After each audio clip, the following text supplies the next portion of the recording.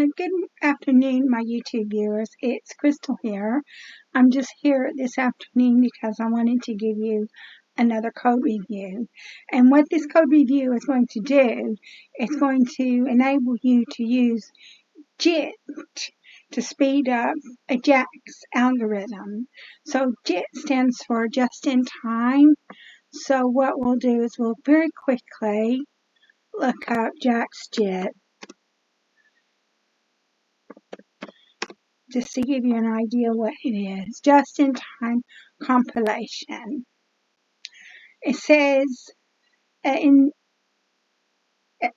they'll discuss the Jax.jit transform, which will perform just-in-time compilation of a Jax Python function so that it can be executed efficiently in XLA, and X is like X linear algebra. Okay, so basically, and then in this page, it tells you how Jax.jit works, and it also gives you some examples on how to use Jax.jit. So you can look at that page on your own if you want to. It doesn't do any good for me just to read the page to you. And then what we're going to do here is we're going to use the concepts that we picked up in that page to write some programs using Jax.jit. So there's 3 small programs in this Google Colab Jupyter notebook, and we're going to go through those 3 small programs just to give you an idea on how to use Jax.jit. So we're going to import Jax, import Jax.numpy as JNP, and we're going to, from Jax, import JIT. And JIT stands for just-in-time compilation. So we're going to define a simple function. So def square x and return x times x. And it could be x to the square root of 2 if you wanted to do that, but we just said x times x. And then we're going to use Jax to compile the function, or Jax.jit to compile the function. So JIT square equals JIT square. So we've got the input data is a JNP array of 1, 2, 3, 4, 5. And we're going to call the compiled function result equals JIT square data. So you're going to print the input data and the result.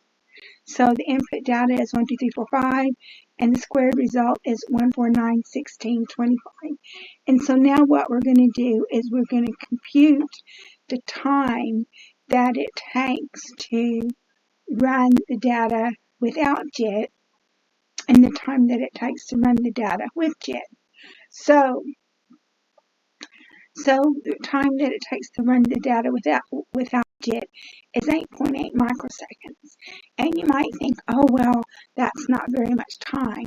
But if you're dealing with very large programs and a lot of data, then the time is going to pile up and you're going to have a lot of training time. And then we're going to time the time it takes to run the Jax.jit code, and it's 4.6 microseconds. So it's about half the amount of time to run Jax.jit than it is to run Jax. So if you're working with a large program with a lot of data, that's going to have the time it takes to process the data. So that was the first program. The second program is we're going to do a tiny little linear regression program with Jax.jit. So we're going to import Jax, from Jax, import JIT, import Jax.numpy as JNP, from Jax, import random, import pandas as TPD, import matplotlib.pyplot as PLT. So we're going to set the seed of Jax.random PRNG key 42.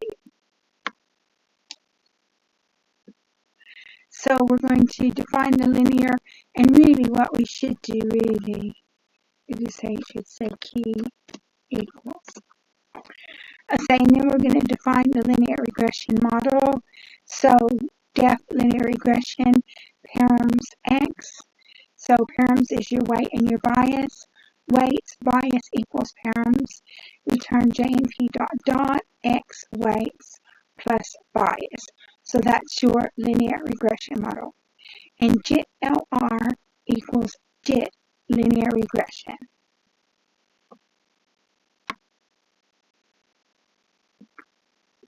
Now we're going to train the parameters from the previous code.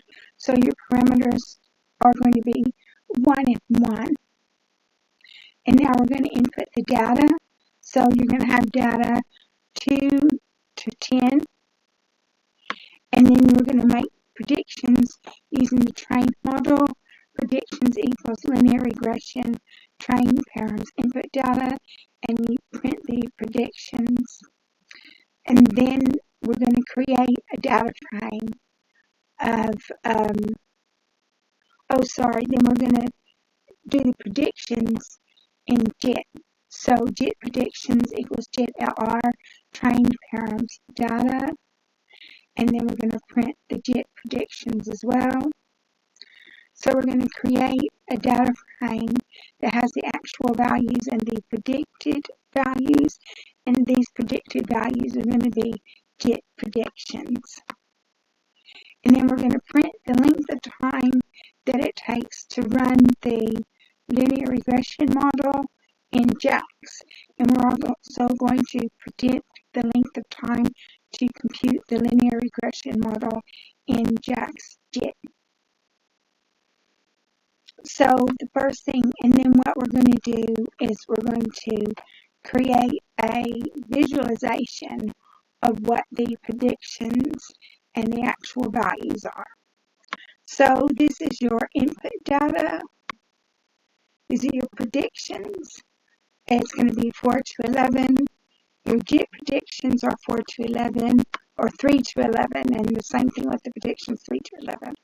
And then you've got your data frame with the actual values and the predicted values. And then so this is what it looks like, the actual values and the predicted values. Now the length of time it takes to compute the linear regression is 57 microseconds, and the length of time that it takes to compute the JIT linear regression is 12.1 microseconds. So it's close to 5 times faster using JIT than just using regular Jax. And so, although this was a very small program, it was a small program, but you can see that if you had a large program with a lot of data, that decreasing computing time is going to make a big difference. Okay. And now we're going to look at our final program. So this is also going to be a linear regression as well. So we're going to import Jax.